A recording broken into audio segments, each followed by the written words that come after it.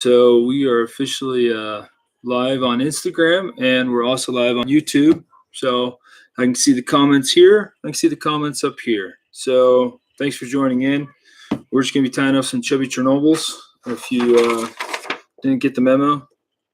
So here we go. I am using some stealth hooks for these. This is a heavier gauge in a size 4. And of course, like always, I've got this is some white nano silk. I just usually use the white nano silk for the bulk. Now let's go ahead and just get that out of our way. I tend to not use it as much, but let's go ahead and lay down a nice thread base here on the shank of the hook. And just touching wraps, we're going to cover this up with quite a bit of material, so not too critical on touching wraps. And we'll grab our scissors. Okay, so we're started. Now, first step I like to do is I like to lay down a little bit of crystal flash. Not too heavy, but we'll just do roughly, I missed the cut on that. I usually just grab about 5, 6, 7, 8 strands, and I'll just use it for multiple Chernobyls. I'll just work my way down, but I do want to make sure those tips are somewhat aligned. And we'll just go ahead and stick it off the back. I would say about the difference from the point to the bend. That's just how I gauge them. And we'll go ahead and tie those on the top of the shank with just some loose wraps at first. And then we can go ahead and trim that out and set it aside. How many grams of protein? Well, we're doing chubby Chernobyl, so it's going to be pretty meaty because that's how I roll. Now, I have here, this is just some tan. I don't think it specifies that it's a sand tan with bits of fleck in it, made from real bits of something. That's how you know it's good. And I'm just going to cut myself a small little strip of this. What's up, Nursey Young Guns? I love foam too, especially when it comes in big sheets. I think this is a 2 millimeter.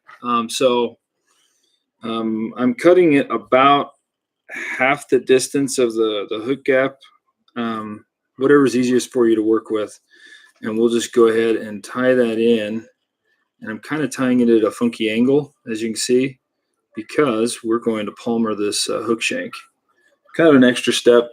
I've done it with or without putting a foam core, but this is going to be fun. So let's go ahead and put a little bit of super glue down. All about the Gorilla Glue. And we'll work our way back up.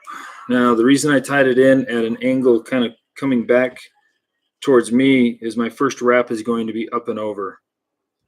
And so it's basically just preparatory that helps me get that taper right there, so I'm not building up a ton of bulk on the butt end. And then I'll just palmer that up. I'm stretching this somewhat decent, but we're going to cover this in a dubbing. And we'll go ahead, and I don't want to crowd my eye, and so I'm going to finish it just about an eye length back behind there. And I might have put down too much glue because it's oozing out, but that's a good thing. So we'll go ahead and snip that out. If you get any glue on your scissors, just make sure to wipe them and then leave them open so they don't dry closed. I've ruined a pair that way. Okay, now let's work on our body. Now for the body, I'm trying up some of this. This is nymph dubbing. We're going to have enough foam on here, but this is a color I really, really wanted to try. My guess is it's stone gold. Looks pretty good to me. And so we're just going to take out a pretty hefty clump of this, and I'll just start dubbing this on pretty tight. You don't want it to be noodle-esque, like I think John DeMuth calls it the snake walking up the cage. I can't remember what he said, but it was pretty innovative. So he was talking about when the dubbing comes off the loop. Yeah, it's a pretty good dub. I really enjoy it. It seems to have a little bit, the perfect amount of bugginess to, I don't know. I like the macro photography of this. I don't know what he puts in it, but it just looks really, really cool. And as you can see, I'm using Nano Silk, which is GSP, has very minimal friction. And so it is not supposed to dub on that easy, but this is a good dubbing to go on. You could use wax if you want. I have mentioned this many times. I hate wax on my fingers, the lotion on my fingers. I hate that. Just personal preference. So as you can see, this thing's getting a little bit bulky because we're on protein shakes, and we're going to toss some meaty flies. This is a size 4, probably the biggest I will tie. This is probably going to be fished not here in Utah, but up in Idaho. Idaho, you can go even a little bit bigger than this. So let's go ahead and get the rest of this. Dubs well for a synthetic. That's true. This does dub very well for a synthetic. But I don't like to do long noodles. I like to control it with shorter amounts of dubbing, putting it on more frequent, and I love getting dubbing all in my mouth. That's why I lick my fingers. But no, that licking my fingers just pretty much gives me the amount I need of that. So that looks pretty good. There's our foam covered in dubbing. Now for the next step, I like to use, I picked up these cutters. You don't need these, but this is by River Road Creations. Now, you're probably not going to see this, but basically got a little rubber pad. I'm going to stick the foam on top of the rubber pad, same color I used before, and I'm going to basically cut this foam into a perfect circle or shape of the Chernobyl. So what's up from the UK? Oh, I didn't get it all the way through. I guess I need to pay attention to what I'm doing instead of looking at all the comments, right? So this one's probably not going to be as clean as I like.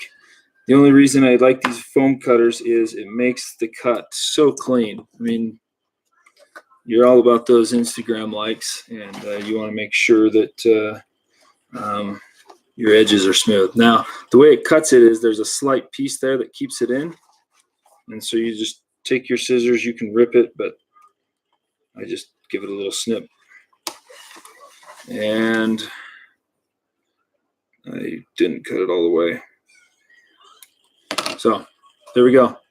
That is for size 2 to 4 hooks, and it makes it look super, super simple. So you can see how that would be just a little bit, that looks like it's better for a size 2, and if you want, you can trim it off, but I don't find that necessary. Now I'm going to take my thread about to the hook point. Now, because we are using Nano Silk, you got to be super careful when wrapping this foam. Usually I use a heavier gauge. This is, I think, 12/0. And so what I'm going to do is do a few wraps, making sure that the butt end of the foam doesn't go past the crystal flash. You can always trim your crystal flash back, but you want it going past the bend of the hook. So we've got a couple wraps there. Feels real nice. And then what I'm going to do is, I've seen it done 2 ways. I usually am not paying attention, but you either can put in your legs now at this point or put in your wing. And I'm going to do the wing because it makes it a little bit easier for placing those legs, in my opinion, but do whatever you want. And we've got some EP trigger point fibers. I'm going to take off about roughly 43 fibers. That's what it looks like to me. And if you're really wanting to go sparse on your materials, you can, save this, double it over. But I'm just going to tie once over, and then we'll tie it over like that. But first, I'm going to place my legs. So we got our thread wrap secured. I just have some rubber legs. This is MFC rubber legs, and I'll just go ahead and place that right on the side. I'm pretty good at estimating those to dry fly. It's all the years I've been tying, it just makes it easy. Some guys actually have to count it out, but I found that roughly between 43 and 47 fibers are ideal. And then with these rubber legs, I'm just placing it right underneath that foam, and we'll go ahead and secure that with a few wraps. And then I'll fold this back over and then come under there and not get ahead of myself, because we're going to put on a little dubbing. That little piece I had left, I knew I saved it for a reason, just to cover up our thread wraps. And these come in a zillion colors, but match your hatch, what works for you on your local waters, and I will tie them up so they look pretty for the likes. Okay, so we're going to go ahead and trim this wing now. So I'm going to basically fan them out just a little bit and then come down at an angle like so. Perfect. And then get out our remainder. Okay, we're almost done here. So I've advanced my thread through the dubbing up to roughly, if you're to divide this into thirds, but I really tie one about at the hook point and then one just back kind of in the front end of it. And then we will place our foam over the top, making sure not to stretch it or tweak it to the side. It's just going straight. And I'll go ahead and place that with a wrap and then a second wrap. And that looks pretty darn sexy. Okay. I'm going to come up just a little bit further. And we'll go right there. So right behind the eye. Give it a little meatier profile. Okay, so we got that. 1, 2, 3.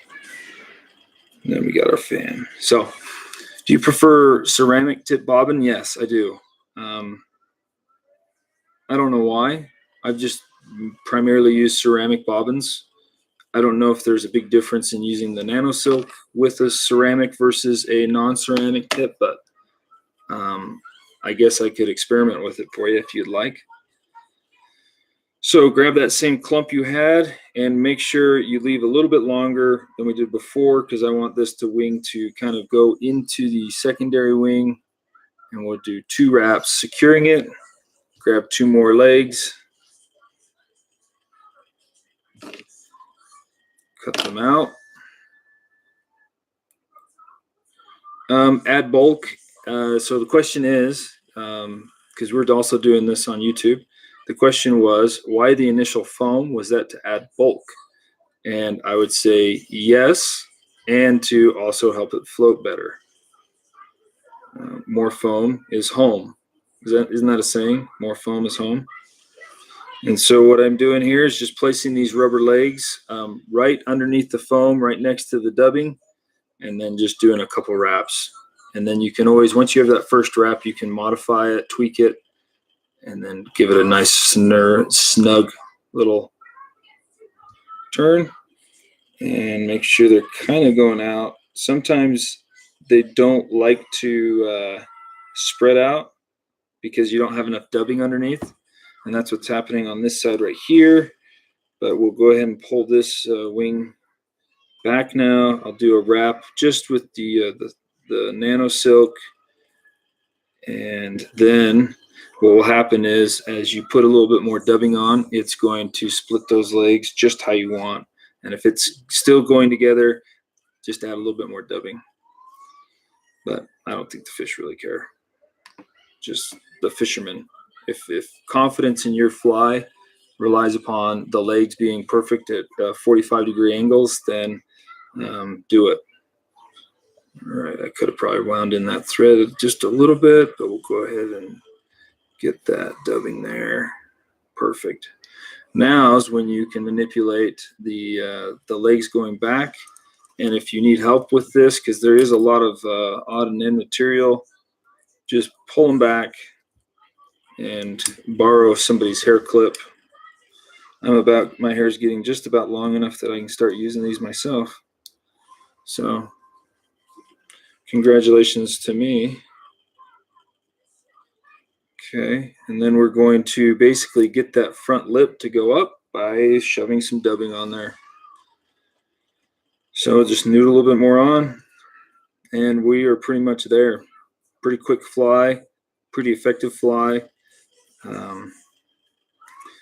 Mimics a lot of things. I've caught quite a number of trout on them. I think that's pretty much all I've ever caught on a Chubby Chernobyl. I'm trying to think if I've caught anything else. Has anybody else caught anything on a Chubby Chernobyl that's on right now?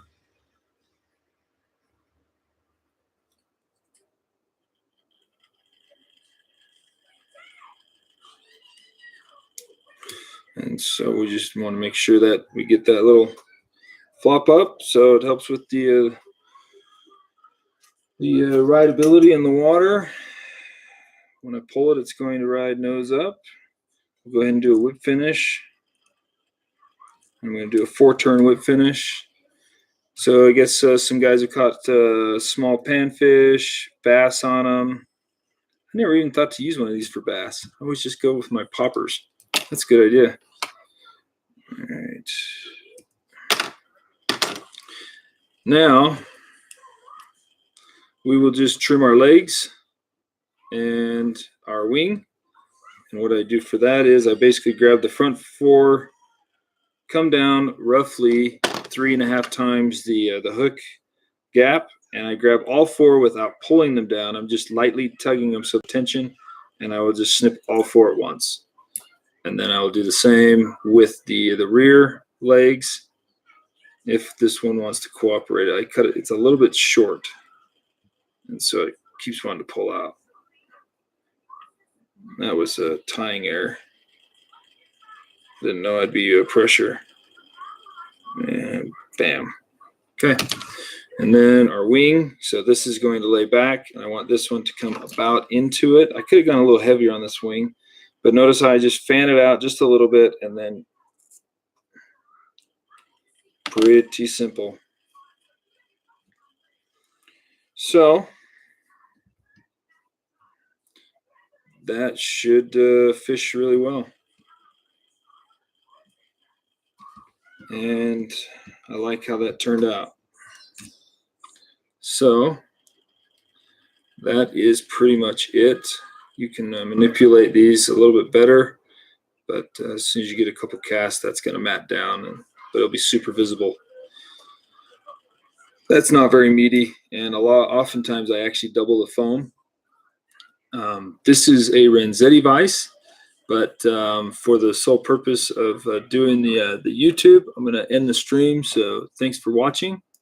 So if anybody wanted to rewatch this for any weird reason, because I'm sure there's lots of awesome YouTube videos on this out there, but you can head over to my YouTube channel and it should be on there saved. So are you sure you want to end your stream? End.